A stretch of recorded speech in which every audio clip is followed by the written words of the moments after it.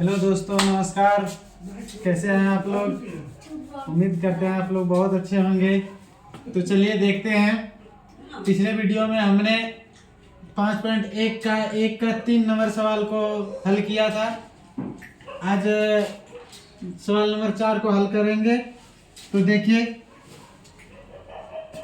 सवाल बोल रहा है खाते में प्रत्येक वर्ष का मिश्र धन जबकि 10,000 रुपया की राशि 8% वार्षिक की दर से चक्रवृद्धि ब्याज पर जमा की जाती है। सवाल कहने का मतलब है कि चक्रवृद्धि ब्याज की दर से और वार्षिक 8%, अगर यदि 10,000 रुपया वार्षिक रख रहा है तो उसका मिश्रधन समेत कितना होगा, और ये जो स्थिति होगी क्या यह एक एपी होगी या नहीं, हमको यही दर्शाना है। तो सबसे पहले चलिए हम निकाल लेते हैं मिश्रधन। इसमें आप लोग जानते होंगे कि ये जो है बोल रहा है खाते में प्रत्येक वर्ष का मिश्रधन जबकि 10,000 रुपया की राशि 8% वार्षिक की दर से चक्रवृद्धि ब्याज पर जमा की जाती है। तो पहला जब जमा किया तो ये हो गया मूलधन। मूलधन जो जमा किया गया राशि है 10,000 रुपया, और दर होगा 8%, वार्षिक दर 8%, और समय हमको देखिए कि 1 साल का 8% है तो समय भी होगा 1 वर्ष, समय 1 वर्ष। इस तरीके से हम निकालेंगे पहले। तो अगर निकालते हैं पहले वर्ष का, पहले वर्ष का ब्याज, तो ब्याज का सूत्र होता है कि मूलधन गुना समय गुना दर बटे 100। अब देखिए मूलधन मेरा है 10,000 रुपया, समय 1 वर्ष गुना दर 8% बटे 100। इसको कटा दीजिए। देखिए 2 शून्य से 2 शून्य खत्म, 100 गुना 100 गुना 8, 800 रुपया। 800 रुपया मेरा हुआ ब्याज 1 वर्ष का। और अब मिश्रधन पता कर लेते हैं। तो मिश्रधन हो गया, मेरा मूलधन था 10,000 रुपया और जोड़ ब्याज 800, तो मिश्रधन हो गया 10,800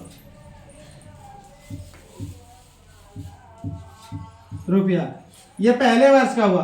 अब अगर दूसरे वर्ष का निकालें तो दूसरे वर्ष का ये वाला मूलधन हो जाएगा, ये वाला मूलधन, और समय 1 वर्ष दर 8%।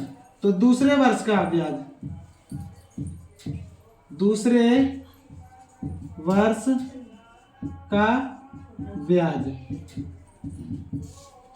तो वही मूलधन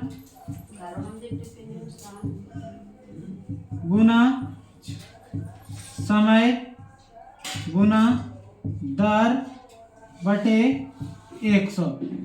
तो मूलधन इस बार मेरा 10,800 गुना समय 1 वर्ष दर 8% बटे 100। 1 शून्य से 1 शून्य खत्म, और शून्य से शून्य खत्म। 108 गुना 8, 8 64 का 4, 6, 10 80, 6 86, 864 रुपया। अब अगर मिश्रधन देखें तो मिश्रधन बराबर हो जाएगा मूलधन जोड़ ब्याज। तो मूलधन मेरा है 10,800 जोड़ ब्याज आया है 864 रुपया। इसको अगर जोड़े तो मिश्रधन हो जाएगा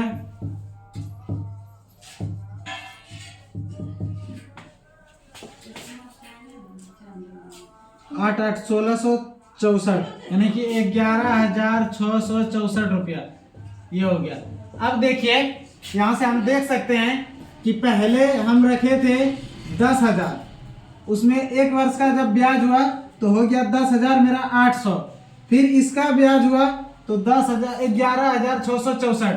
इस तरीके से अगर यदि हम देखें तो अगर सूची बनाए एपी तो पहले 10,000, फिर 10,800, फिर 11,664, इस तरीके से आगे चलते जाएगा। तो हम अगर यहाँ से हमको बताना है कि यह जो स्थिति दिया गया है यह एपी है या नहीं, तो चलिए हम डी निकालते हैं। तो ये मान लीजिए A1 हो गया, A2 हो गया, A3 हो गया। इस तरीके से अगर यदि हम D1 निकालते हैं तो D1 के लिए हो जाएगा A2 minus A1, A2 minus A1।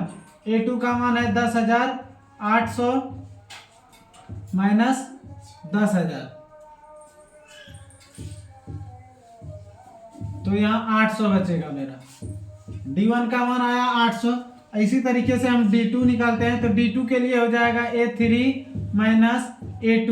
तो A3 का मान है 11,664 माइनस A2 का मान है 10,800।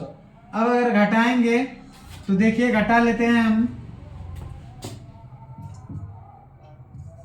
11,664 में 10,800 को घटाएंगे, 4 6 16 में 8 गया 8, खत्म।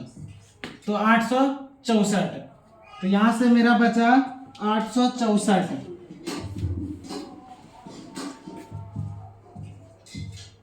इस तरीके से आगे जब निकालते जाएंगे तो देखिए मेरा D1 का मान आया 800, D2 का मान आया 800। यहीं से पता चल रहा है कि D बराबर नहीं है, तो हम यहां लिखेंगे अतः दी गई स्थिति एक एपी नहीं है, क्योंकि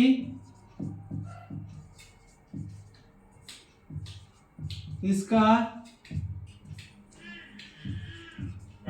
सार्व अंतर बराबर नहीं है।